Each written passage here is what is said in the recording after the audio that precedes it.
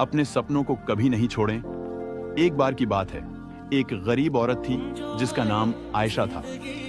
वह एक छोटे से गांव में अपने माता पिता और छोटे भाई बहनों के साथ रहती थी।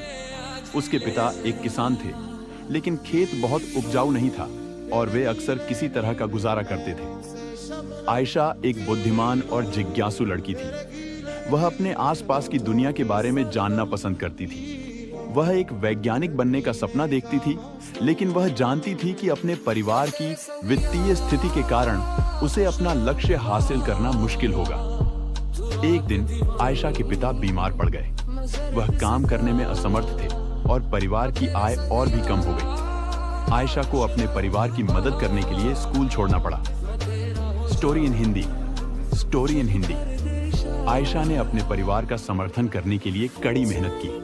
उसने घरों की सफाई और खेतों में काम करने जैसे अजीब अजीब काम किए। उसने स्थानीय बाजार में सब्जियां बेचना भी शुरू किया।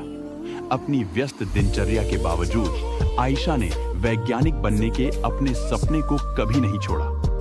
वह देर रात तक पढ़ाई करती थी और स्थानीय पुस्तकालय से किताबें उधार लेती थी। उसने घर पर भी अपने स्वयं के प्रयोग करना शुरू कर दिया।